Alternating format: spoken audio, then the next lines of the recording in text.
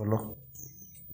जो ये कोशिका होती है, तंत्रिका कोशिका, न्यूरॉन्स जिनसे मिलकर बने होते हैं, मतलब वो विभाजित तो होती नहीं है, तो फिर उनका भ्रूण से पूरे मनुष्य में जब पूरा मनुष्य का बॉडी बनता है तो उसमें वो कहाँ से आती है?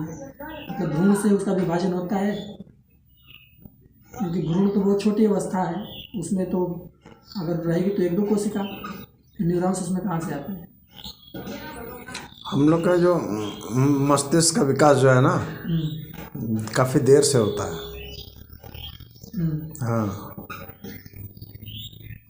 भ्रूण के तैयार होने की स्थिति में बनता है, स्टार्टिंग में नहीं होता है।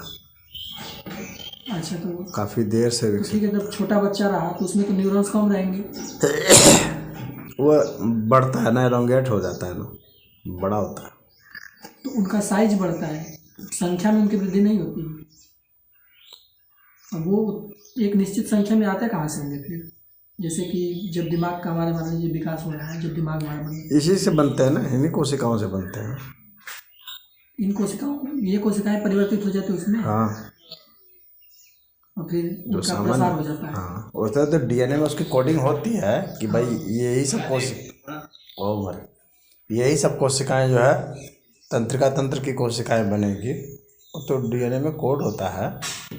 हाँ, लेकिन सामान्य कोशिकाएं ही परिवर्तित होकर के, भाई शुरू में जब भ्रूण है तब तो भाई एक ही कोशिका ना है। तो इसको किसी अवस्था में नहीं परिवर्तित किया जा सकता है किसी विधि के द्वारा? किया जा सकता है, जेनेटिक इंजीनियरिंग के द्वारा किया जा सकता है, तो शोध तो चल ही न रहा है, किया जा सकता है। तो अभी तक संभव है कि नहीं? अभी तक तो ऐसा, अभी तक तो नहीं हुआ प्रैक्टिकली, तो अभी नहीं आया है। हाँ, लेकिन संभावनाएं हैं, उसी में काट छांट करके थोड़े बहुत सब कर रहे हैं, लेकिन अभी मनुष्यों में अभी तक ऐसा नहीं किया गया है। और ये जो संदेश चलते हैं शरीर में, तो ये आयंस जिम्मेदार होते हैं इसके लिए। तो आयंस अगर है तो मतलब चार्ज है। आयंस का फ्लो होता है। हाँ, तो चार्ज है, तो ये जैसे कि यहाँ पर पैर में हमारे चोट लगा तो वो आयंस का फ्लो होगा मस्तिष्क की तरफ, तब तो सूचना पहुँचेगी। मतलब यहाँ पर प्लस चार्ज होते हैं वो सब। तो और जो ये पृथ्वी है, पोटासियम और सोडियम के आयन होते हैं। हाँ हाँ, मैग्नीशियम भी होता है उसमें। तो पृथ्वी का विभव शून्य है, मतलब ये तो ऋण प्लेट की भांति काम करेगी। पृथ्वी का क्या शून्य है? विभव शून्य होता है पृथ्वी का। विभव? हाँ, ये क्या होता है विभव? किसको कहते हैं अंग्रेजी में? क्या? पोटेंशियल। अच्छा अच्छा। तो पृथ्वी का पोटेंशियल शून्य है, तो इसमें फिर विभवांतर हो जाता है, तो आयन ऊपर क्यों मूव करते हैं, वो नीचे क्यों नहीं मूव करते हैं? या वो एक जगह इकट्ठे क्यों नहीं हो जाते, मतलब चल कैसे पाते हैं? चलेंगे तभी जब विभवांतर होगा, तो विभवांतर तो पिछली पृथ्वी का कम है, तब पोटेंशियल डिफरेंस से अपना चलता है ना। हाँ, तो पृथ्वी का पोटेंशियल डिफरेंस को क्या मतलब है? तो उनका अपना पोटेंशियल डिफरेंस, तो इसका अपना शरीर का हर कोशिका का अपना पोटेंशियल डिफरेंस होता है। लेकिन लोवेस्ट पोटेंशियल की तरफ वो तो आयंस जो होते हैं वो गति करते हैं, लोवेस्ट पोटेंशियल जो होता है उसके तरफ गति करते हैं। हाँ, तो लाइफ फोर्स का ये ना है, ये ना सबसे बड़ी बात है। हाँ, कि जो लाइफ फोर्स है, हाँ, ये जो है ये इसके अगेंस्ट में काम कर लेता है। ये उल्टा है, इसके अगेंस्ट में काम कर लेता है, नेगेटिव एंट्रोपी में भी काम कर लेता है। वही तो समझ में नहीं आ रहा है। हाँ, तो ये लाइफ फोर्स का यही एक विशेष बात है कि जीवन शक्ति अलग होती है। इसीलिए ये जो है ना, सामान्य केमिस्ट्री के नियम की अवहेलना करती है, बायोलॉजिकल। ना ही फिजिक्स का नियम इसमें फॉलो हो रहा है सही से, ना ही बायो का। पृथ्वी की ताकत के विपरीत खड़ा है ना ये। विपरीत खड़ा है, पृथ्वी तो अपनी ओर खींच लेती है, खींचेगी, लेकिन ये खींचता कहाँ है, ये तो ऊपर चढ़ जाता है। ऊपर चलता है, मतलब जिधर जाना है उधर ही जाएगा ये। तो ये इसके लाइफ फोर्स, ये बायोलॉजिकल फोर्स जो है ना, ये इसका फिजिकल और ये केमिस्ट्री का जो है, इस फोर्स से विपरीत काम कर लेते समर्थ है। वह ऊर्जा उसको कहाँ से आती है, ये शोध का विषय है। वही, हाँ, वह ऊर्जा कहाँ से आती है। ये शोध अभी चल रहा वो होगा। अभी साइंटिफिकली ये सब जो है उस वहाँ तक नहीं पहुँच पाया है। अभी तक तो मुझे मिला ही नहीं कहीं। नहीं, वो पहुँचा ही नहीं ना, विज्ञान ही नहीं पहुँचा अभी। अब पहुंचने की कोशिश कर रहे हैं कि नहीं ये भी। हाँ, नहीं, कोशिश तो बहुत हो रही है। हाँ, कि पृथ्वी यहाँ मस्त नेचर का जो सामान्य लॉ है वो इसे बायोलॉजी उसका अतिक्रमण कर देता है। वो अब पूरी तरह से कर रहा है, इसमें तो छोड़ नहीं रहा है। तो बायोलॉजी अतिक्रमण कर देता है, इसीलिए लाइफ फोर्स एक अलग फोर्स है। बाकी जितने फोर्स माने जाते हैं, न्यूक्लियर फोर्स तो ये सब, मैग्नेटिक फोर्स तो फलना फोर्स, ये सब जितने भी हैं, वीक फोर्स, ये फोर्स, लेकिन ये बायोलॉजी फोर्स अलग है, लाइफ फोर्स अलग है। उसी तरह उस लाइफ फोर्स का भी जो है ना ये सब डिस्कवरी नहीं कर पाया, लेकिन ये मान रहे हैं कि लाइफ फोर्स अलग है, जो कि इन सब फोर्स का अतिक्रमण कर करके अपना, तभी ना ये सब रूप बनाए हैं। और इसका जो है इस जो बाहर जो चीज़ें हैं, वस्तुएं हैं, उसको एब्जॉर्ब कर लेते हैं, तभी ना एब्जॉर्ब कर, जबकि बाहर उसकी पोटेंसी हाई है, उसके बावजूद भी उसको एब्जॉर्ब कर लेते हैं। यानी नेगेटिव पोटेंसी में भी काम करता है ये। वही तो। पृथ्वी ये आयन को नीचे की तरफ फ्लो होना चाहिए, लेकिन ये उल्टा हो रहा है, ऊपर की तरफ फ्लो हो रहा है। जैसे पेड़ पौधे हैं, हाँ, धरती से खींच लेते हैं सब। इसकी तो समझा सकते हैं इसको, किसी का तो कारण होता है ये तो जल जो होता है, जल या खनिज जो लाते हैं तो किसी का तो कारण, लेकिन फिर भी नहीं तो जो खनिज लाते हैं, यहाँ खनिज को कैसे खींच लेते हैं? खनिज को खींचने में तो पोटेंशियल ही चाहिए। तो खनिज को खींच लेते हैं ना, कैसे खींच लेते हैं? हर चीज़ को खींच लेते हैं। हाँ, पानी तो चढ़ना समझ में आता है, लेकिन खनिज का चढ़ना नहीं समझ में आता है। उसको खींच लेते हैं, अपने में इतने से पोटेंशियल डेवलप किए रहते हैं कि खींच लेते हैं उसको। ये जीरो पोटेंशियल से भी अधिक होता होगा इनका पोटेंशियल, मतलब लो होता होगा, तब तो ऊपर चढ़ता होगा आयन प्लस चार्ज। नहीं, ऐसा जीरो पे होने की कोई ज़रूरत नहीं है, क्योंकि पृथ्वी का तो जीरो माना जाता है potential। हालांकि हाई और लो के हिसाब से तो होता है हाँ, कि भाई जो लो वाला है वो खींच जाएगा, हाई की तरफ खींच जाएगा, उसको एक्सचेंज कर लेता है। हाँ, वह तो होता है, लेकिन इसमें इस तरह से एक्सचेंज करते हैं कि उससे एक्सचेंज नहीं होते हैं, अपने में ही एक्सचेंज कर लेते हैं। यानी कोशिका के भीतर ही एक्सचेंज होता है, अब बाहर वाले को खींच लेते हैं। इस तरह का एब्जॉर्प्शन सिस्टम है लाइफ फोर्स में। वो तो बहुत ही ज़्यादा, अगर हालांकि उसका भी एक लेवल है, ऐसा नहीं है, अगर बहुत ज़्यादा ही अगर अंतर हो जाएगा तब तो खैर बाहर निकल जाता है, ये बात नहीं है कि नहीं निकलता है। जैसे जोंक के ऊपर तुम नमक छिड़क दो तो खून बाहर निकल जाता है। हाँ, हम लोग के ऊपर भी अगर खून छिड़क दिया जाए बाहर निकल जाएगा, लेकिन वो बहुत ज़्यादा ही कर दिया जाए तब, हाँ, वो बहुत अति कर दिया जाएगा तब ऐसा होगा। सामान्य स्थिति में जो सामान्य वातावरण है से, इसमें तो नहीं होता है, इसमें तो यही खींचता है। तो ये लाइफ फोर्स की ब्यूटी है, जिसके कारण ही लाइफ है, अन्यथा लाइफ नहीं रह सकती। अगर वह चीज़ नहीं हो तो लाइफ की संभावना नहीं रहेगी। और ऊर्जा संरक्षण सिद्धांत है गुरु जी कि ऊर्जा न तो उत्पन्न की जा सकती है, न ही नष्ट की जा सकती है। तो जो हमारी, जब जैसे कि हम जीवित है तो हमारे में ऊर्जा है, और मर जाने के बाद तो ऊर्जा हमारे अंदर नहीं रहती है, तभी तो हम मृत होते हैं। तो आखिर वो ऊर्जा किस चीज़ में रूपांतरित होती है, या ऊर्जा वो कहाँ चली जाती है? नहीं तो ये सामान्य ऊर्जा नहीं ना, ऊर्जा तो कई तरह की ना होगी। हाँ, इलेक्ट्रिक फोर्स होगी, तो कोई भी ऊर्जा है, तो कोई भी ऊर्जा है, मैकेनिकल फोर्स तो है, जिस तरह की ऊर्जा रहेगी वैसे में निकलती है। अमूमन बहुत कम ही चांस होता है कन्वर्जन करने के लिए कोई ना कोई मैकेनिज्म होना चाहिए, तभी कन्वर्जन होगा ना, अन्यथा ऐसे कन्वर्ट थोड़ी होगा। हाँ, ऐसे नहीं होगा, कुछ ना कुछ कोई ना कोई चीज़ से रिएक्शन होगा तभी कोई कन्वर्जन होगा, अन्यथा ऐसे नहीं होगा कन्वर्ट। लाइट एनर्जी है, फोटोसिंथेसिस प्रोसेस से ही ना वो बनता है, केमिकल में बदलता है, तो किस प्रोसेस से केमिकल एनर्जी में तब बदलता है। तो उसी तरह से हम लोग के यहाँ जो केमिकल एनर्जी है, ये जब टूटेगी, हाँ, तो ये केमिकल एनर्जी फिर निकलेगी। जैसे मान लो कि लाइट में निकले, चाहे इलेक्ट्रिसिटी में निकले, हाँ, मैग्नेटिक एनर्जी में निकले, वो सब तो निकलेगी। तो वो रूपांतरित हो जाती है कुल मिलाकर। ओ भाई, इसमें इसमें जो है ना, हाँ जैसे ये जब कोई केमिकल है तो उसका जब विखंडन होगा, हाँ हाँ, तो कोई भी रसायन जब टूटता है तो उसमें से इलेक्ट्रिसिटी का तो निकलना है। उसमें कोई ना कोई रेडिएशन निकलना है। तो उस तरह से ये सब निकलते हैं और कुछ अलग केमिकल भी बन जाते हैं, जैसे एसीटोन वगैरह बन जाएंगे, हाँ, अल्कोहल बन जाएंगे, सब कुछ तो बन जाएंगे ना, सड़ेगा उड़ेगा तो, उष्मा वगैरह भी जनरेट होती है और उससे, तो शरीर गर्म हीट एनर्जी निकलती है। तो फिर लेकिन जैसे कि जब मर जाते हैं तो जो ऊर्जा होती है वो कहाँ जाती है या किस में रूपांतरित हो जाती है? फिर वो कहाँ जाएगी, नेचर में ना रहेगी, और कहाँ जाएगी? ऊर्जा नेचर में चली जाएगी, नेचर में ही रहती है।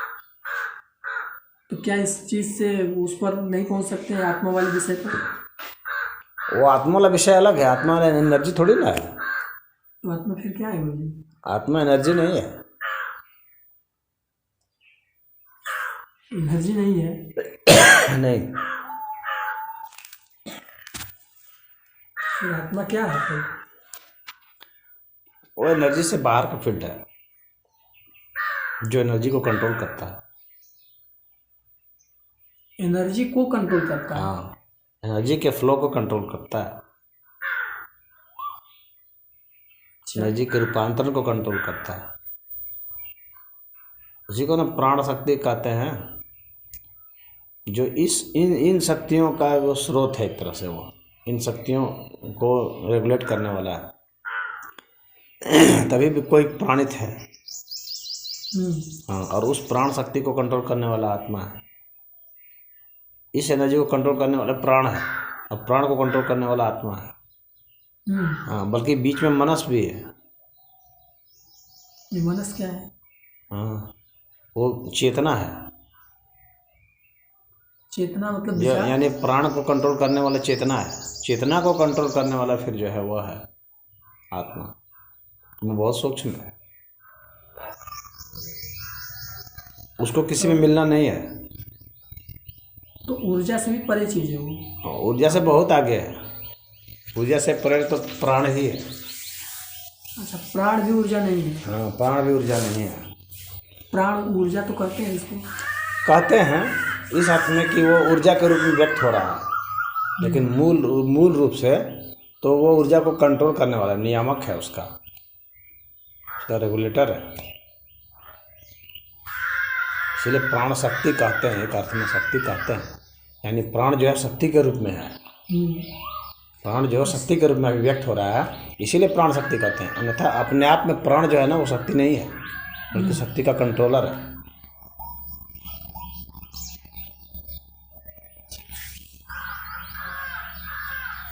अभी शोध करना बहुत बचा है।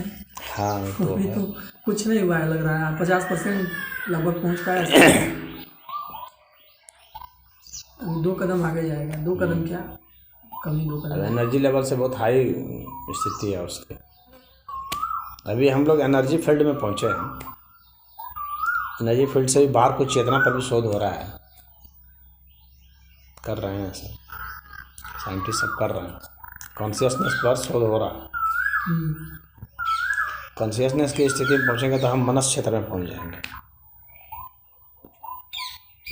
अच्छा, ये जो टाइम ट्रेवल और उसके बाद जो है आत्मा का स्तर, तो उसके बाद होगा।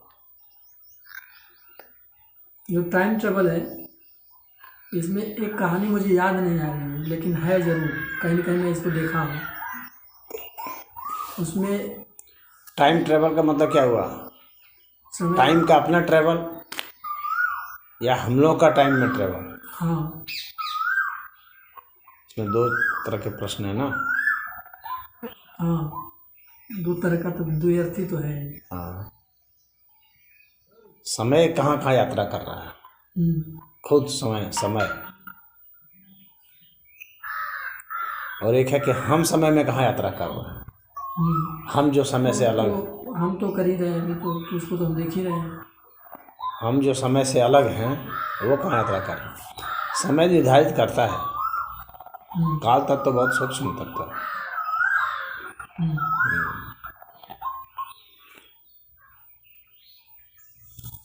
और काल तत्व के लिए भूत भविष्य वर्तमान जैसा कुछ नहीं है। भूत भविष्य वर्तमान तो काल के 3 खंड तो है ही। एक काल तत्व की बात मैं जो कर रहा हूँ हम्म, उसमें भूत भविष्य वर्तमान नहीं है। वो हम लोग अपने हिसाब से उसको विभाजित किए हैं, क्योंकि हम लोग एक साथ तीनों प्रकार की घटना को नहीं देख पाते हैं, इसीलिए हम लोग उसको बांट दिए भूत भविष्य वर्तमान में। अन्यथा ऐसा कहीं विभाजन नहीं है। तो तीनों को देख भी सकते हैं क्या हम? यानी ये तीनों जो हैं ये अलग अलग नहीं है, ये अलग अलग हम चूँकि हमारी सीमा है इसीलिए उसको हम अलग अलग समझते हैं, हम बांट देते हैं। जैसे जो घटना बीत गई तो उसको हम कहते हैं ये अतीत हो गया, क्योंकि हम उसको अब देख नहीं पा रहे, हाँ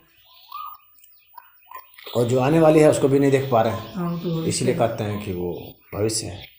लेकिन ऐसा काल के लिए ऐसा नहीं है कुछ।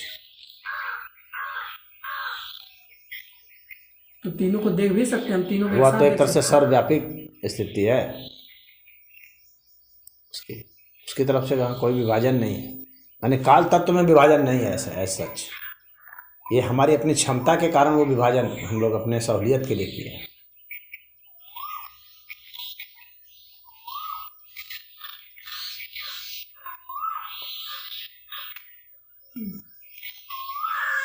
तीनों को देखा जा सकता है, ये फिक्स होता है। तीनों को देखा जा सकता है मतलब भविष्य भी, वर्तमान भी और पास्ट भी, एक साथ तीनों को हम देख सकते हैं अगर विभाजन नहीं है तो। नहीं, वो देख सकते हैं, वो तो फिर हमारी क्षमता होगी ना। हाँ, तो इतनी क्षमता। वो तो हमारी क्षमता होगी कि क्या ऐसा देखा जा सकता है। हाँ, ये अपनी क्षमता की बात हो गई। लेकिन काल तत्व तो ऐसा ऐसा कोई विभाजन नहीं है, टाइम का ऐसा कोई डिवीजन नहीं किया गया है। अच्छा। वह तो हम अपने नापने के लिए कर दिए हैं ना, हम उसका स्केल अपने हिसाब से बना लिया ना, किसी न किसी के संदर्भ में कोई हम टाइम का स्केल बना लिए हैं। हाँ। वो स्केल बदल जाता है। जैसे सूरज पृथ्वी चांद के संदर्भ में हमने एक घड़ी बना ली, घड़ी बनाएंगे और हम लोग क्वार्ट्स की भी एक घड़ी बना लिए, एटॉमिक क्लॉक की घड़ी बना लेते क्लॉक की हैं, तो वो हमारी घड़ी तो बदल जाएगी ना। अब ये प्रकाश के हिसाब से भी घड़ी बन गई है। तो घड़ी तो हम अपने हिसाब से बना लेंगे, उससे उसको काल तत्व को क्या मतलब। वो तो हमारे अपने मापने के लिए, अपनी सहूलियत के लिए है कि जो घटनाएं घट रही हैं उन घटनाओं को हम किसी दूसरे के संदर्भ में समझ सकें और दूसरे से रिलेट कर सकें, इसीलिए हम लोगों ने घड़ी बना ली है। तो अपने अपने ढंग से स्केल बना लिए हैं, लेकिन हम लोग का जो स्केल है वही काल का स्केल थोड़ी है। मतलब अगर समय से हम बात करें, समय की तरफ से, तो वह समय का स्केल थोड़ी है जो हम लोग बना चुके हैं। हाँ, वो तो हम अपने लिए बनाए हैं। अपने लिए बनाए, उसमें फ्लक्चुएशन होता है ना। जैसे हम लोग क्वार्ट्स भी बना देंगे, अगर टेम्परेचर हम डिफरेंस कर देंगे तो उसमें फ्लक्चुएशन आ जाएगा। तो लेकिन घटनाएं तो घट ही नहीं रही होंगी, उसमें फ्लक्चुएशन से उन घटना पर कोई फर्क पड़ेगा क्या? वो तो फर्क नहीं पड़ेगा। घड़ी उस पर काल पर तो है कि प्रभाव नहीं डाल सकता। हाँ, तो उसको फर्क नहीं पड़ेगा ना। वो घटनाएं तो जहाँ घट रही घटती नहीं रहेंगी, क्योंकि सारी घटनाएं एक दूसरे से रिलेटेड है और सामूहिक रूप से घट रही है। अकेला नहीं घट रही है कोई घटना। हाँ, कोई घटना अकेली नहीं है, सारी घटनाएं जो है समग्र रूप से घट रही है। हाँ, तो यहाँ पर कोई विभाजन नहीं है, ये अखंड स्थिति है, काल की अखंड स्थिति है, और काल में कोई भेद नहीं कर सकता, उसको छेद नहीं कर सकता कोई। छेद करेंगे तब ना तोड़ेंगे, छेद नहीं कर सकता। नहीं, हम अलग संदर्भ में खाली देख सकते हैं कि भाई कोई बहुत तेज चल रहा है तो उस संदर्भ में हम कहेंगे कि इसकी स्पीड जो है इतनी है, तो इसका तो यहाँ पर लगेगा कि टाइम का कुछ लैप्सिंग हो रहा है। इस तरह से हम अपने हिसाब से उस तरह से कर सकते हैं। हाँ, तो वो हमारे रिस्पेक्ट में होगा, हमारे लिए होगा, खुशी के लिए होगा। लेकिन पूरा का पूरा जो पूरा अस्तित्व है, हाँ, उसका जो काल तत्व है उसको हम विभाजित थोड़ी कर पा रहे हैं। वो विभाजित नहीं होने वाला है। वो तो सारी घटनाएं रिलेटेड हैं और सब एक दूसरे से संबंधित हैं, और दूसरे से संबंधित होने की वजह से काल के ऊपर जो है कोई असर नहीं आने वाला है। अब हमारी जो क्षमता है, ये अपनी क्षमता है ना कि हम अपनी स्पीड को कितने बढ़ा लें। स्पीड का ही ना मामला है सारा, अपनी गति का मामला है। क्योंकि समय को हम उसी गति के संदर्भ में ही समझ पाते हैं, हम लोग की अपनी जितनी समझ है। लेकिन समय गति से मतलब नहीं रखता है ऐसा पूरा। और जैसे कि आइंस्टीन का भी एक गति से संबंधित है कि अगर हम लाइट की स्पीड प्राप्त कर लें हाँ, तो फिर एक वेव की भांति हो जाएंगे। तो लाइट की स्पीड प्राप्त कर लेंगे तो वहाँ पर समय कहते हैं कि रुक जाएगा। हाँ, समय रुक जाएगा। हाँ, तो क्या समय रुक जाने का मतलब क्या है? वहाँ कोई घटना नहीं घटेगी? वही तो हमें नहीं समझ में आता है। घटना घटेगी, इसलिए ये सब थ्योरी में इसमें ठीक है, एक थ्योरी एक अर्थ में कुछ है सही, लेकिन पूरा सही नहीं है। क्या लाइट प्रकाश चल रही है तो क्या कोई घटना नहीं घट रही है? घट रही है। फिर लाइट क्या प्रकाश में कोई घटना नहीं घट रही है? प्रकाश के भीतर भी घटना घटेगी। प्रकाश जो है अपने आप में अमर तत्व तो नहीं है।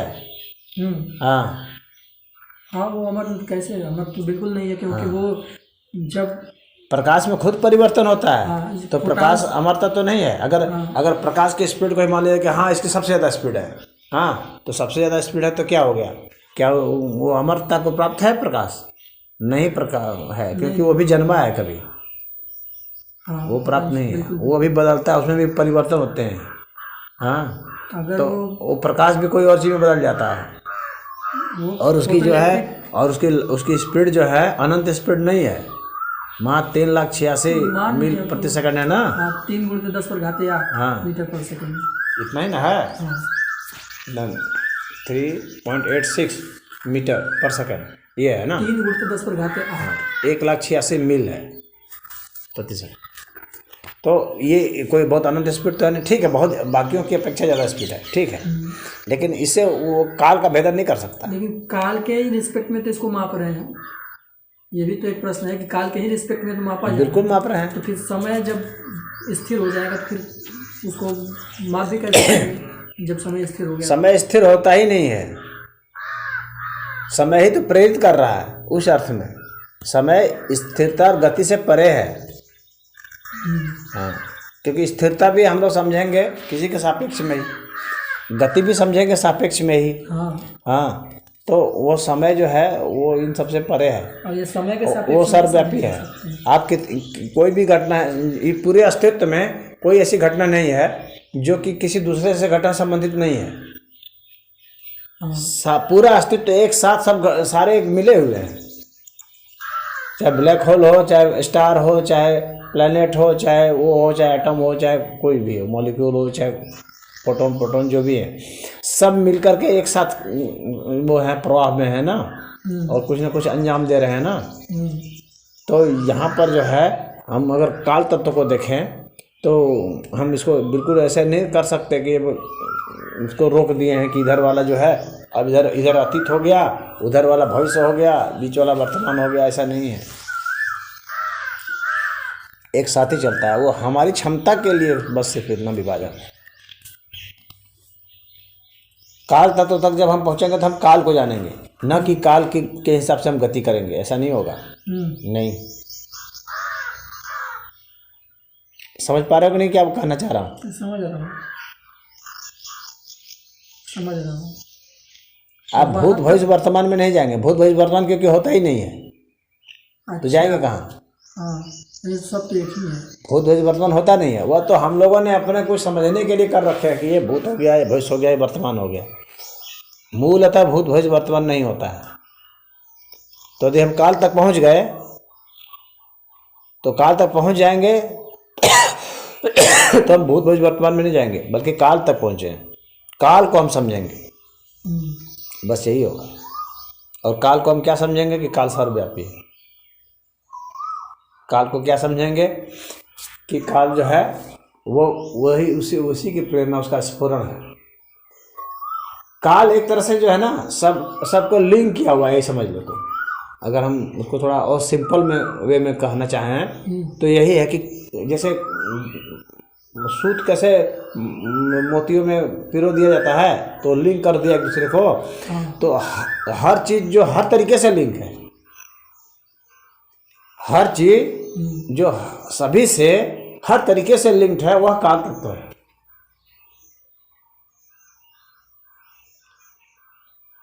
यानी काल तत्व जो है वो लिंकिंग फेनोमेना है। हाँ, तो आप ऐसा नहीं कर सकते कि उसके लिंक को तोड़ दें कहीं पर, ऐसा नहीं कर सकते। अच्छा, वो ऐसा लिंक्ड है ना जिसको कि आप तोड़ नहीं सकते। यह नहीं है कि आप उन्हें तोड़ दिया आपने, उसको काट दिया बाकियों से, ऐसा नहीं कर सकते। यानी आप आइसोलेट नहीं कर सकते उसको, ऐसा नहीं आइसोलेट कर सकते कि उसको काल के इसको घेरे से बाहर निकाल दें, काल के घेरे से इसको बाहर निकाल दें, अमर बना दें, चक्र से बाहर निकल गया अमर बन गया। हाँ, तो वैसा नहीं कर सकते आप, काल के घेरे से बाहर नहीं निकाल सकते, वो सारा लिंक्ड है एक दूसरे से। तो उसमें रहते हुए भी उसका लिंकेज आप नहीं तोड़ सकते। अब जैसे कहा जाए कि देवता लोग वो एक तरह से जुड़े हुए सारे स्ट्रिंग जैसे सब जुड़ गए हैं। हाँ, तो ये बात है तब कि देवता लोग अमर हैं, देवता लोग अमर हैं कहा जाता है, तो आखिर वो फिर तो इससे परे होंगे काल से। देवता लोग के बारे में भी कहा जाता है कि उनकी आयु होती है। आयु? हाँ, यानी ब्रह्मा भी जन्मते हैं, मरते हैं, कई ब्रह्मा होते हैं। ये क्या? हाँ बिल्कुल है, ब्रह्मा की भी आयु होती है। उनके दिन और रात की आयु हमें सुना हो। नहीं, उनकी भी आयु होती है, ब्रह्मा की आयु। हाँ। सोने और जागने की भी सुना हो। सोने जागने की तो आयु होती है, उनकी भी अपनी आयु होती है। हाँ। फिर वो चले जाते हैं, फिर दूसरे ब्रह्मा हो जाते हैं, दूसरे ब्रह्मा उत्पन्न होते हैं। जो जन्मा है वो मरेगा, भाई ये तो है, सीधी सी बात है। देवताओं के जो मरता है, इंद्र भी कई इंद्र होते रहते हैं। अच्छा। हाँ, बस ये है कि इनकी आयु बहुत ज़्यादा होगी, जो करीब करीब अमर जैसी स्थिति में थे, जिससे हम करीब करीब प्रकाश की गति से चले जाते हैं। करीब करीब प्रकाश की गति से चले जाएंगे तो करीब करीब प्रकाश जैसा इफेक्ट आ जाएगा। तो देवता सब भी जो है वो अमर हैं, एक ही अर्थ में अमर हैं, और वो ये है कि अमरता के करीब है, बस इतना ही से अमर है। यह नहीं है कि सही में अमर है, नहीं, मतलब काल से वो भी परे नहीं। नहीं, काल से परे नहीं। भगवान शिव जिस चीज़ की भी एक पहचान है, इतना जान लो, जिस चीज़ की भी एक पहचान है, जिस चीज़ का अपना एक डायमेंशन है, आयाम है, वो सब काल तत्व के चक्कर में। तो देवता सब जो हैं वो माने जाते हैं कि ये जो शक्तियां हैं, इन शक्तियों के आदि स्रोत है। जैसे अग्निदेव हैं, अग्नि के जो आदि स्रोत है, हीट एनर्जी का जो आदि स्रोत है, उसको हम लोग अग्निदेव कहते हैं। लेकिन ऐसा थोड़ी है कि हीट एनर्जी अमर है, या हीट एनर्जी का जो स्रोत है वो अमर है। इनकी आयु ज़्यादा है, मान लीजिए हम लोग की अपेक्षा तो खैर बहुत ही ज़्यादा है, वो एक जैसा अमर जैसा ही है। हम लोग की आयु मान लो कि 100 बरस है, और उन लोग की आयु कई खरबों बरस होगी। हाँ, तो हम लोग के अनुपात में वही अमर जैसे ही है, लेकिन वो शुद्ध रूप से जिसको अमरता कहते हैं वह नहीं। शुद्ध रूप से अमर वही है जो इसमें कि विभाजन नहीं हो सकता है, जिसमें संयोजन नहीं हो सकता है, सिर्फ और सिर्फ वही अमर है। और ये कहानी में और विभाजन उन सभी में हो सकता है जिसका आकार है, संयोजन उन सभी का हो सकता है जिसका आकार है। ये तो फोटोन के भी आकार है। हाँ, तो जिसमें आकार ये तो अगर फोटोन तो मानता हूँ कि फोटोन अपना रूप चेंज करता है, मतलब नष्ट होता है। तो जो नष्ट अगर नहीं होता तो ये इलेक्ट्रिक इफेक्ट जो फोटो इलेक्ट्रिक इफेक्ट है वो होता ही नहीं। क्योंकि वो नष्ट होकर ही अपनी सारी ऊर्जा देता है उस इलेक्ट्रॉन को, जो कि इलेक्ट्रॉन धातु की सतह से बाहर आता है, तो नष्ट होकर ही। और प्लस अगर कोई दूसरा रेडिएशन निकलेगा, और अगर हम उसी को नष्ट होना चाहिए ना, और क्या। फोटोन उत्पन्न करना चाहते तो हम फिर इलेक्ट्रिकल एनर्जी देते हैं, तब जाकर फोटोन उत्पन्न होता है। आप ये कह सकते हैं कि जो एनर्जी जो है वह है, ठीक है, वो इलेक्ट्रिक एनर्जी में नहीं है तो उसमें फोटोनिक एनर्जी में है, लाइट एनर्जी में है, लाइट एनर्जी में नहीं है तो साउंड एनर्जी में एनर्जी के रूप में है। लेकिन अभी वो जिस स्थिति में है उसमें तो बदलाव हो रहे हैं ना, बस सीधी सी बात है। तो वही मरना है, हम लोग उस तरह तो कोई भी नहीं मरता है। एनर्जी की क्या बात करते हैं, कोई चीज़ नहीं मरता, किसी को ख़त्म कर देंगे आप, कोई चीज़ ख़त्म नहीं होती है, किसी मैटर को भी आप ख़त्म नहीं कर सकते हैं। ये तो है, मैटर भी नहीं खत्म होता, ये भी सिद्धांत है। हाँ, बस ये भी अपना रूप बदलेगा, बस यही नहीं होगा, वो भी अपना रूप ही बदल रहा है, तो ख़त्म तो नहीं होगा। उसी तरह से देवता लोग भी जो हैं वो भी इसी तरह से अपना रूप बदलते हैं। उस अर्थ में वो अमर है, मान लो, उस अर्थ में कहो। बहुत लंबे समय में बदलेंगे, बस यही ना होगा। उस अर्थ में तो सब अमर हो गए फिर, वैसे अगर देखा जाए तो। हाँ, तो जितने समय तक वो व्यक्ति उस फॉर्म में रहता है तो उस समय तक उतने की उसकी आयु कह देते हैं हम लोग। जितने समय में वो जिस वजह से लकड़ी है भाई उस फॉर्म में जब तक है, फिर लकड़ी जो है सड़ करके मिट्टी जैसी हो जाती है। तो उसको हम लोग दूसरी चीज़ बोलते हैं। और यही जो आयु है देवताओं की उसके गुण तत्व तो बदल जाते हैं। एक ही गुण तत्व तो इसमें रहे ज़्यादा लंबे समय, हाँ, जितने समय तक, उसके हिसाब से इसको आयु कहते हैं कि ये आयु। तो बदलना तो निश्चित है सभी में। ये देखिए याद नहीं आ रहा लेकिन है, कहानी जरूर है ये कि एक बार कोई एक राजा होते हैं जो कि चले जाते हैं ब्रह्म लोक। हाँ, तो जब वो लौटते हैं तो ये पाते हैं कि उनके जो बच्चे लोग बूढ़े हो गए होते हैं। हाँ, लेकिन उनकी जो आयु है वो स्थिर हो जाती है। वो तो क्या ये टाइम टेबल की घटना से रिलेट किया जा सकता है? वो रेवती के साथ गए हैं ना। हाँ, पता नहीं, याद नहीं है। रेवती के साथ अपनी लड़की के साथ गए थे। हाँ, लड़की के साथ ही गए। हाँ। तो वहाँ जाने के बाद उनकी आयु स्थिर हो गई, तो क्या टाइम टेबल ही मान? नहीं, आयु स्थिर नहीं होगी, आयु तो उनकी चल ही रही थी, लेकिन इसके सापेक्ष में, हाँ, इसके जैसे मान लो कहीं एक दिन का समय बिताया तो उस एक दिन के सापेक्ष में यहाँ ज़्यादा दिन गुजर गए। हाँ, हम लोग का यहाँ जो टाइम स्केल है उसके हिसाब से ज़्यादा दिन गुजर गए। जैसे ब्रह्मा का जो एक दिन होगा वो हम लोग का मानवों का एक दिन नहीं होगा। तो बहुत लंबी आयु होगी। वही तो बताया जाता है। हाँ, तो उस हिसाब से वो बात है, एक दूसरी बात है। वो उसे उनकी अमरता सिद्ध नहीं होती है, उनमें अपरिवर्तन सिद्ध नहीं होता है। परिवर्तन तो उसमें हुआ ही। टाइम ट्रेवल कह सकते हैं कि नहीं, कि जैसे ब्रह्म लोक चले गए तो ब्रह्म लोक इसके सापेक्ष में टाइम ट्रेवल हुआ। टाइम ट्रेवल में इसके सापेक्ष में हुआ, क्योंकि वहाँ पर वो हो गया, जैसे वो दूसरे लोक में चले गए। हाँ, पृथ्वी लोक से अलग। हाँ, तो वो पृथ्वी लोक के सापेक्ष में उसका टाइम ट्रेवल हुआ, लेकिन टाइम ट्रेवल हुआ ये नहीं कह सकते। बात समझना, हमारे इस पॉइंट को समझना। पृथ्वी के संदर्भ में उनका टाइम ट्रेवल हो गया, हाँ, लेकिन टाइम ट्रेवल नहीं हुआ उनका। टाइम के रेस्पेक्ट में तो वो वही हैं, पर नहीं ये टाइम के लिए, टाइम के अंतर्गत ही ना वे हैं। हाँ, तो टाइम ट्रेवल कहाँ किए वो? कोई टाइम ट्रेवल नहीं किया। हमने एक घड़ी बनाई, दूसरी घड़ी बनाई, एक घड़ी स्लो चल रही है, घड़ी थोड़ी फास्ट चल रही है। हाँ, हमने ऐसी घड़ी बना दी। घड़ी बनाने का मतलब कि हमने ऐसी घटनाओं को रिलेट किया। हाँ, तो इस घटना के रिलेशन में, यानी पृथ्वी के रिलेशन में, वहाँ पर उसका टाइम कुछ दूसरा हो रहा था। हाँ, बस इतनी सी बात है।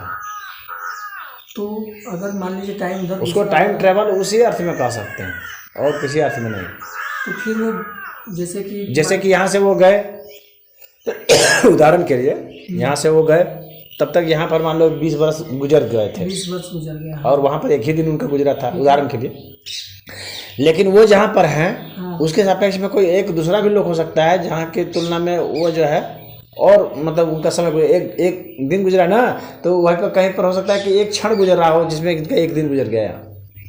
हाँ, जहाँ पर ये हैं अभी फिलहाल एक दिन के लिए, तो वो कोई और किसी और लोग की तुलना में ये हो सकता है कि वहाँ एक क्षण गुजरा हो, इनका यहाँ एक दिन गुजर गया हो, और पृथ्वी वालों का यहाँ पर 20 वर्ष गुजर गया हो। हाँ, तो ये तो अलग अलग स्थिति में वो टाइम का कैलकुलेशन अलग अलग होगा, लेकिन टाइम ट्रेवल किसी के रेस्पेक्ट में ही हो रहा है। टाइम अपने आप में कोई ट्रेवल नहीं कर रहा है।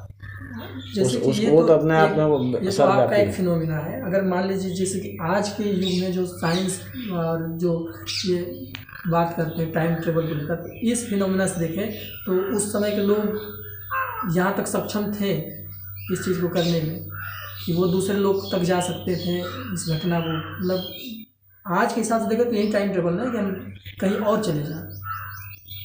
नहीं, आज भी कोई टाइम ट्रेवल कोई पॉसिबल थोड़ी हुआ है, खाली एक संभावना ही बन रही है, खाली बताया जा रहा है, सैद्धांतिक रूप से खाली बहस छिड़ रही है। हाँ, उस समय स्टीफन हॉकिंस ने सिद्धांत दे दिया कि जाओगे उधर ब्लैक होल के पास जाओगे तो वार्म होल में घुसोगे, हाँ, तो निकल जाओगे तो वहाँ टाइम दूसरा हो जाएगा। हमारे कितना लाइट के कितने करीब स्पीड से हम जाते हैं उसके हिसाब से ये सब होता जाएगा। लेकिन ब्लैक होल में जाने पर क्या ब्लैक होल में घटना नहीं घटेगी? वहाँ क्या लाइट के स्पीड से जाएगा तो वहाँ क्या वहाँ रुक जाएगी? वहाँ घटना नहीं रुकेगा। टाइम जीरो होने का मतलब है घटना ही होनी नहीं चाहिए कोई भी। टाइम जीरो का मतलब होता है कोई घटना नहीं होनी चाहिए, लेकिन टाइम जीरो नहीं हुआ है, कुछ भी वो कुछ भी जीरो नहीं हुआ है। वो सिर्फ एक रेस्पेक्ट में हम उसको जीरो मान रहे हैं, किसी रेस्पेक्ट में, लाइट के रेस्पेक्ट में, बस। समझ रहे हो? क्योंकि हमने लाइट से ही अंतिम जो है वो जोड़ लिया है, अपना टाइम बना लिया स्केल। समझना इस बात को, हमने लाइट के ही संदर्भ में टाइम स्केल बना लिया है। यानी हम लोग का कोई भी टाइम स्केल जो है वो लाइट का अतिक्रमण नहीं कर पा रहा है, तो उसको हम सोच रहे हैं टाइम जीरो हो गया। टाइम जीरो नहीं हुआ, लाइट के रेस्पेक्ट में आपका टाइम जीरो हुआ है। बात समझ में आ रही है? टाइम तो अपने में है ही है, और लाइट जैसे से कितने लाइट आ जाएंगे उसको कोई नहीं बिगड़ता है। लाइट से हजारों गुना स्पीड वाले भी आएंगे ना तो उसका कुछ नहीं बिगड़ता है। अभी लाइव वो करते होंगे जरूर, लेकिन हमें पता नहीं है। ऐसा भी हो सकता है कि वो होंगे लेकिन हमें पता नहीं है, अभी शोध जहाँ तक नहीं पहुँचा हो। हाँ, मतलब ऐसे तो बता रहे हैं कि भाई लाइट से ज़्यादा स्पीड का नहीं है कोई पार्टिकल। अभी तक का जो शोध है, अभी तक का शोध है, घर की लाइट से ज़्यादा पॉसिबल ही नहीं है। पॉसिबिलिटी को ऐसे नहीं इनकार करना चाहिए कि पॉसिबल ही नहीं। हाँ, इस संदर्भ में अभी तक आपको जितना ज्ञात है उसमें पॉसिबल नहीं है, लेकिन पॉसिबल तो है ही। क्यों नहीं पॉसिबल होगा? 3,86,000 मीटर क्यों पॉसिबल हो गया? अब ये भी एक प्रश्न पूछना बनता है ना यहाँ, लाइट की स्पीड इतनी क्यों होगी? हाँ, 2 पर क्यों नहीं आ गई? 2 पर होती है, कांच में होती है। नहीं, मैं जनरल की बात कर रहा हाँ, जनरल निर्वात स्पीड इन वैक्यूम। हाँ, स्पीड इन वैक्यूम तो इतना होता है। हाँ, रख दो बेटे वहाँ। स्पीड इन वैक्यूम तो वो उतनी ही क्यों है? इसका मतलब उसका कहीं कंट्रोलर है? स्पीड को उसका जो कोई नियामक है ना, हाँ, हाँ, हाँ, कि उसकी स्पीड को इतने पे चला रहा है, इतने पर वो भेजा जा रहा है उसको। हाँ। अभी तक इसका कोई आंसर नहीं दिया साइंटिस्ट कि इसकी स्पीड इतनी ही क्यों है। कोई नहीं 10,000 मीटर पर सेकंड से क्यों नहीं चल रहा है वो, हाँ, तो उतने क्यों चल रहा है? जैसे जो इलेक्ट्रॉन होते हैं तो उनकी स्पीड जो होती है वो फोटॉन्स की तीव्रता पर निर्भर करती है। जितने तीव्रता वाला फोटॉन्स होगा उतने अधिक से इलेक्ट्रॉन निकलेंगे। तो अगर फोटॉन्स की तीव्रता अधिक है तो उनकी स्पीड भी अधिक क्यों नहीं होगी, लेकिन वो नियत कांस्टेंट स्पीड से क्यों चल रहा है? ये भी एक प्रश्न है। अपने रेस्पेक्ट में कहते हैं कि वो टाइम को स्लो कर देता है, उससे ये एक्सप्लेनेशन सब ढूंढते हैं, क्योंकि ये अन्य पार्टिकल को भी नहीं पाए जो उससे तेज चलता है, तो इसलिए ये एक्सप्लेनेशन ढूंढते हैं कि अन्य जो है उस स्पीड से, लाइट के स्पीड में आएंगे तो उसका टाइम भी स्लो कर देता है वो फोटोन। अच्छा, यानी उसको अपने स्पीड से ज़्यादा नहीं जाने देता है। लेकिन अब नेचर में सवाल उठता है ना कि क्यों इतना है।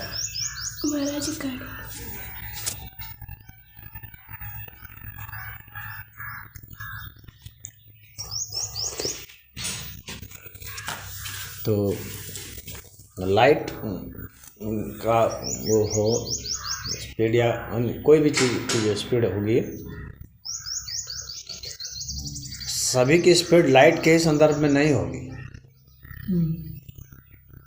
सभी के संदर्भ में सभी की स्पीड है, लाइट को भी तो कोई प्रभावित करता है,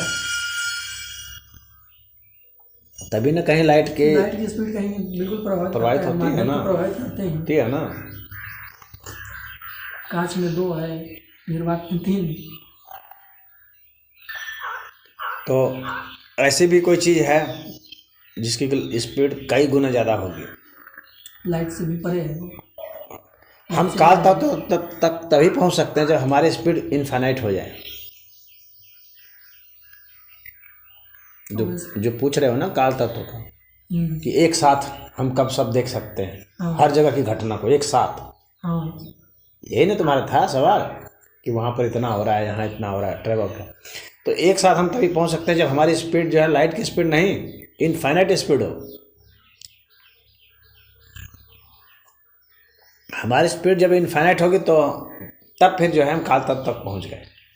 तो हम सशरीर तो तब फिर वैसे स्पीड में हम भविष्य भूत भविष्य वर्तमान जैसा कोई मामला नहीं रहता है।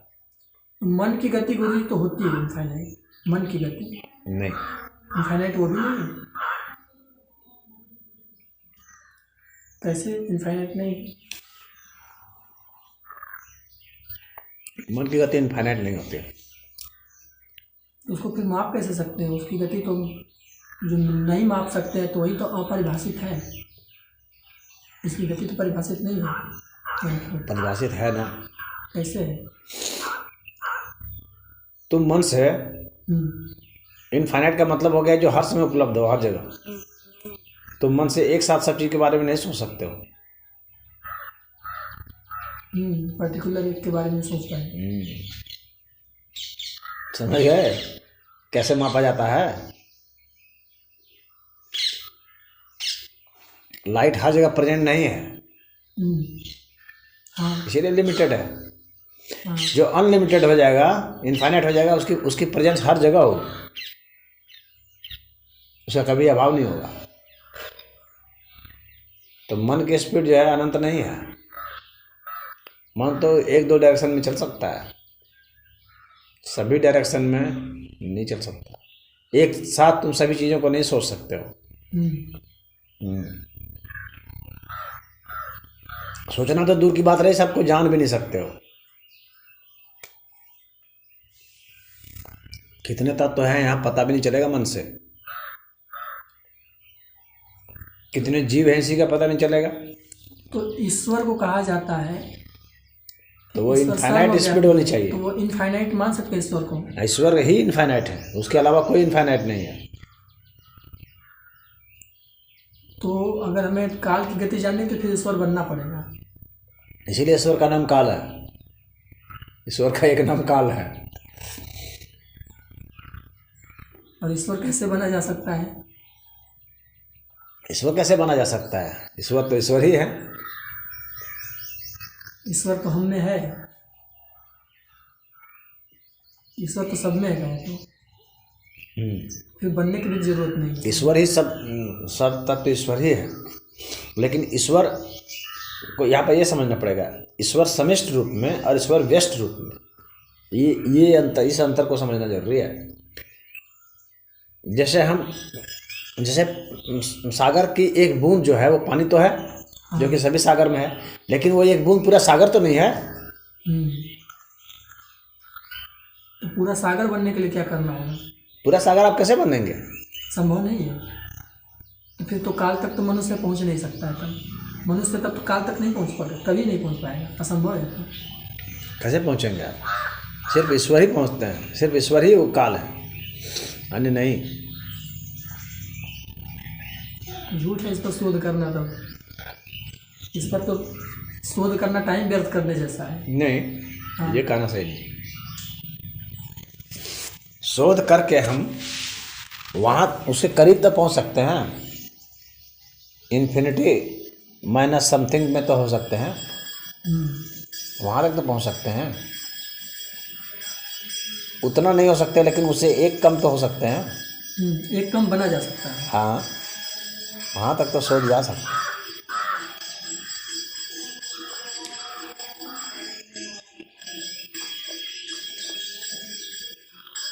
मन एक साथ अगर किसी का 10 सोच रहा है तो कोई अपना ट्रेनिंग करके अपने को 20 सोचवा सकता है। तो ये सब तो संभावनाएं हैं। यानी आप अपनी मन की क्षमता को बढ़ा सकते हैं। ऐसा नहीं है कि हर एक आदमी के मन की क्षमता उतनी ही है, हर एक आदमी उतना ही इस्तेमाल कर रहा है, ऐसा नहीं है। हाँ, दिमाग का लेवल सबका अलग अलग होता है इस्तेमाल करने के। कुल मिला के कहें तो माइंड ही है जिसको हमें अधिक से अधिक एक्टिव करना है। हम कोई ऐसा यंत्र बना कर दे तो नहीं, ये संभव नहीं है। यंत्र बना कर उसमें यात्रा कर ले, जैसा कि आज के यंत्र से जहाँ तक कर सकते हैं वो भी शोध होना चाहिए, तो जहाँ तक जा सकते हैं। यंत्र कितना जाएगा? जितना भी जाएगा, अभी से तो ज़्यादा जाएगा। शोध करेंगे तो अभी पहले बैलगाड़ी में चलते थे ना, फिर ट्रेन में आए ना। हाँ। तो उससे तो बैलगाड़ी से तो ज़्यादा बढ़े, लेकिन इनफाइनाइट स्पीड नहीं पहुँचे, लेकिन 200 किलोमीटर प्रति घंटा तक पहुँचे। हाँ, ध्वनि की स्पीड से हम 5 गुना या 7 गुना ज़्यादा स्पीड तक गति कर सकते हैं अभी तक का जो साइंस है उसके हिसाब से। ऐसा भी तो हो सकता है कि एक आदमी को पूरा कन्वर्ट कर दिया जाए लाइट में, तो प्रकाश की, और फिर वापस लाइट से उसको उसमें बना दिया जाए। हाँ, तो उतना तो गति करानी पड़ेगी ना प्रकाश की स्पीड से। हाँ,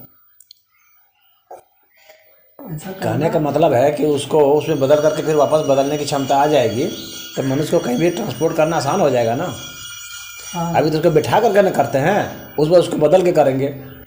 अभी इसके लिए सीट चाहिए जिसमें उसको बैठाते हैं, उस बार उसको सीट की जरूरत नहीं होगी, बल्कि उसको कन्वर्ट कर देंगे हम, कन्वर्ट कर देंगे।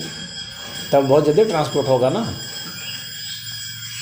ये तो गुरु जी पहले होता है, मतलब हमारे पुराणों में ऐसा कुछ मतलब मिलता है हमें, मतलब जो हमारे ग्रंथ धर्म ग्रंथ कि यहाँ प्रकट हो गए तुरंत। हाँ, नाम लिया वहाँ ठीक पर। है, वो अंतर्ध्यान वाला है कि यहाँ प्रकट हो गए वहाँ प्रकट हो गए, अंतर्ध्यान वाला है। पोटेशन सिस्टम है, उसका वर्णन है, लेकिन टेक्नोलॉजी तो नहीं है।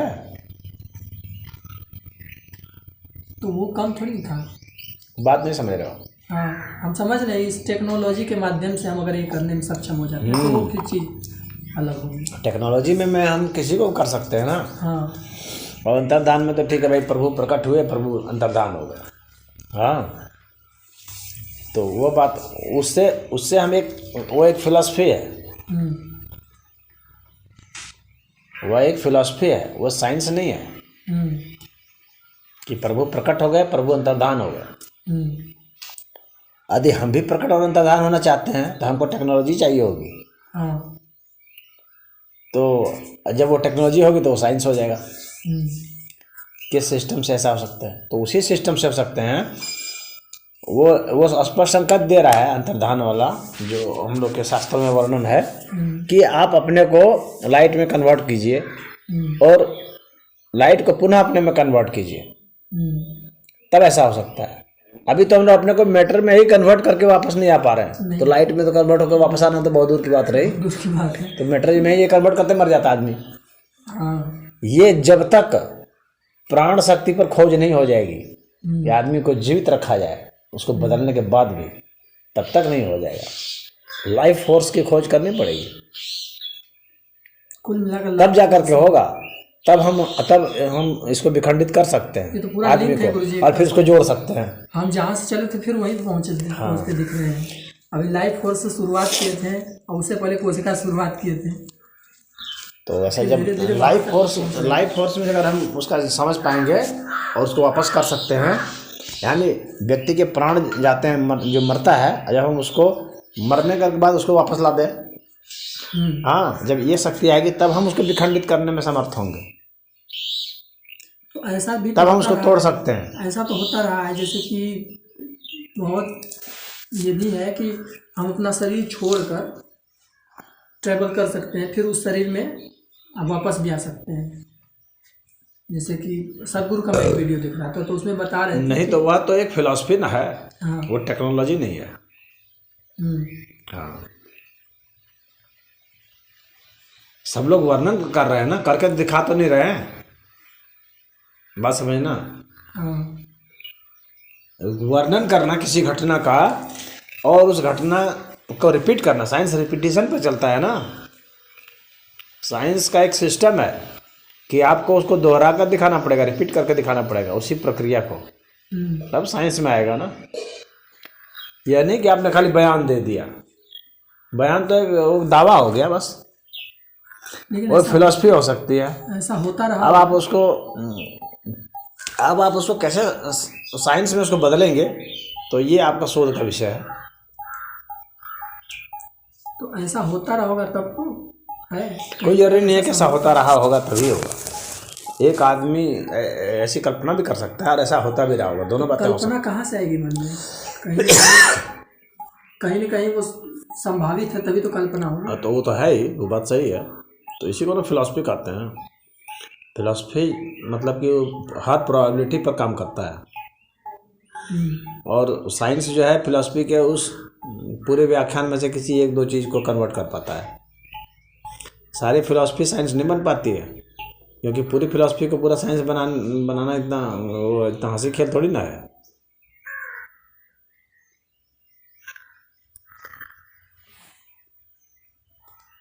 फिलॉसफी को साइंस बनाना इतना हंसी खेल नहीं है, कुछ चीज़ें बनती हैं। फिलॉसफी लॉजिकल होती है, अगर लॉजिकल नहीं है तो फिर वो फिलॉसफी नहीं है ना, फिर तो सिर्फ कल्पना हो जाएगी।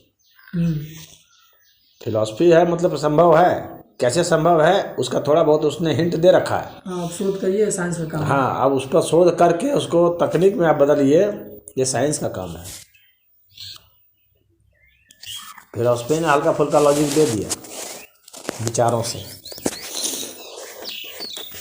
अब उसको फिजिक्स के और केमिस्ट्री के और बायोलॉजी के नियम से उसको बदलना, वैसा उसको उसमें लागू करना, ये साइंस का काम है। तो अभी तो बहुत दूर जाना है सफ़र, अभी तो सफ़र की शुरुआत है साइंस के सफ़र की, लेकिन जा रहे हैं, चल रहे हैं, कुछ कर रहे हैं, हर समय कुछ ना कुछ नई बातें आ रही हैं ना।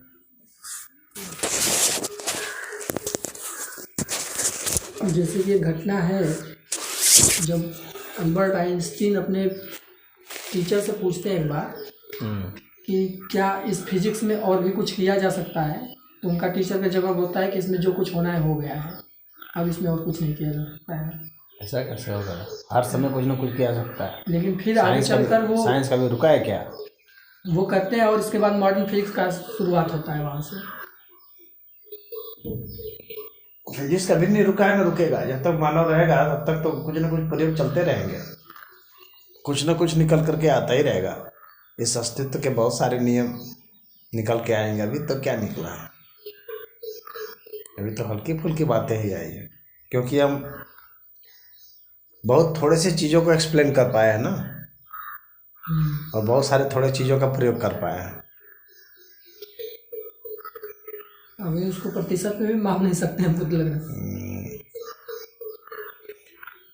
अभी तो सबसे बड़ा चैलेंज में मानव के लिए तो यही है कि अभी उसकी जान बचाए, जान वापस लाए, कहाँ से जान आती है उसका पता लगाए। तो किया गया है गुरुजी, अभी तो हल्का फुल्का, अभी तो कोरोना में अटके हुए हैं, इसी में तो सांस फूल रही है।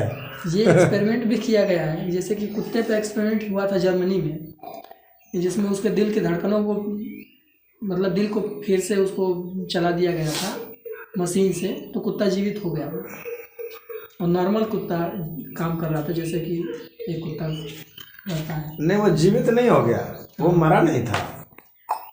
नहीं, मृत था वो, दिल की धड़कनें उसकी बंद हो गई थी, वो बंद हो गए थे। हम लोग असल में मृत्यु के बहुत सुपरफिशियल लेवल तक ही पहुँचे।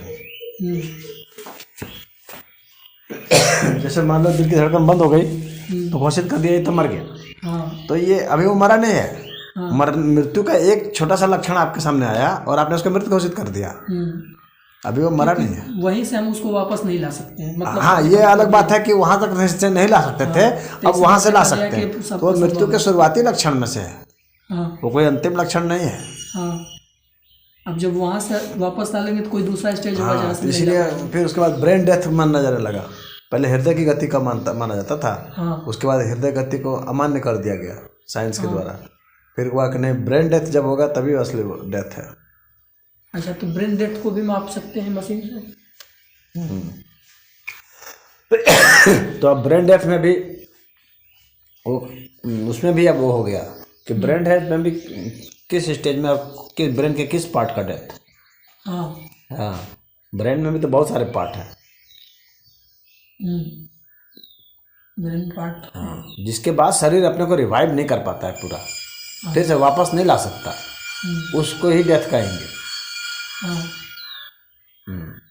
अभी तो इसलिए डेथ का जो है ना वो बढ़ता जाएगा। इसके डिफिनेशन का दायरा जो है, जैसे जैसे इसमें शोध होगा वो बढ़ता जाएगा। जहाँ से हम वापस ला सकेंगे वहाँ तक कहेंगे कि डेथ नहीं है, और जहाँ से नहीं ला पाएंगे वहाँ से कहेंगे डेथ है। समझ रहे हो बात को? हाँ, तो ऐसा होगा। तो इसकी परिभाषा, व्याख्या, इसकी जैसे जैसे शोध होंगे वैसे विस्तार हो जाएगा। जितनी क्षमता हमारी विकसित होगी उसके हिसाब से डेथ आगे बढ़ता चला जाएगा। हो सकता है कि जब तक डीएनए है तब तक हम वापस लाने की क्षमता रखते हैं, तो हम लोग कहेंगे कि जब तक डीएनए का डेथ नहीं होता है तब तक नहीं मानेंगे डेथ हुआ, क्योंकि तब तक उसको वापस ला सकते हैं।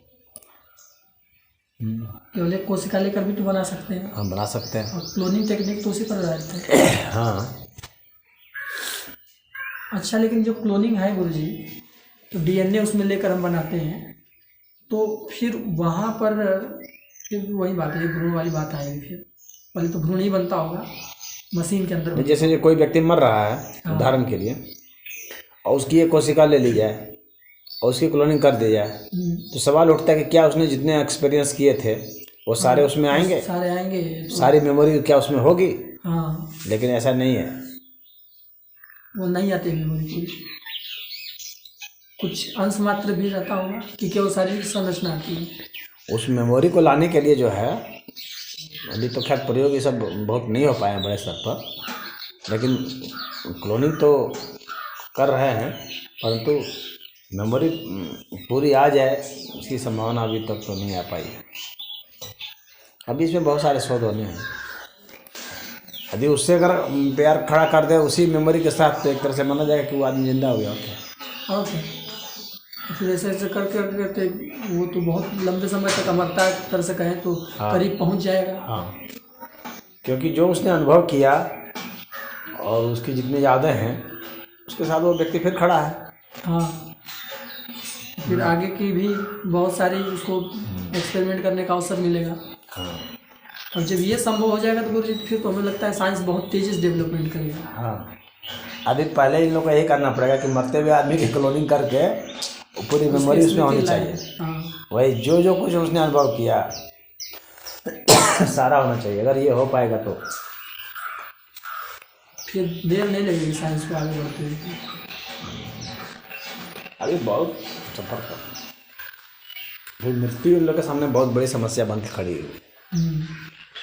उससे पार नहीं पा रहा। हाँ, इसके साथ सब खत्म हो जाता है, उतने जीवन, उतने वर्षों का अनुभव। अगर ये अनुभव मिल जाए किसी तरह से तो फिर बहुत कुछ किया जा सकता है।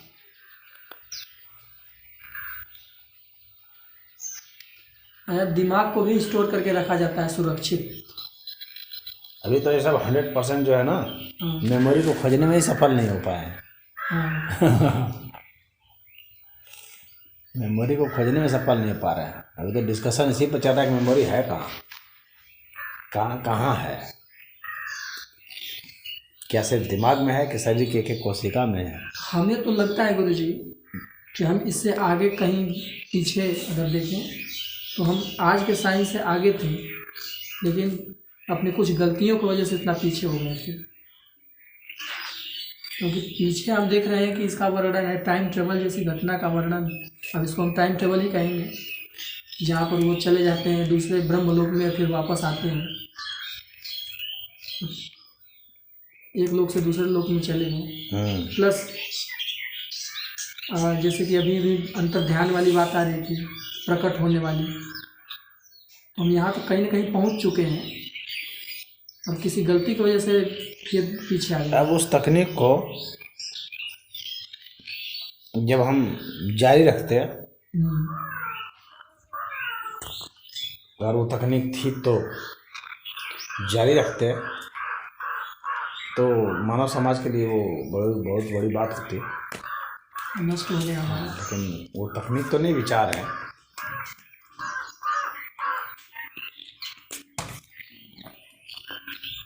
बहुत क्षति हुआ है। तो आज हम अब यहीं पर थोड़ी ना होते हैं, इससे भी आगे हो सकते थे, इससे आगे होते अगर क्षति नहीं हुई होती।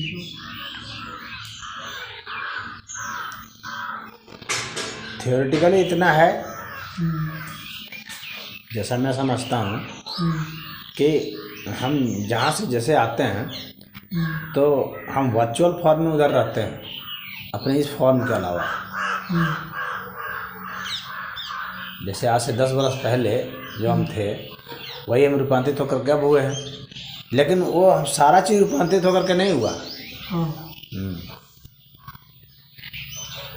कुछ न कुछ वहाँ पर है। हाँ, वो रहते चले गए, वो बनते चले गए, हम कई बनते चले गए।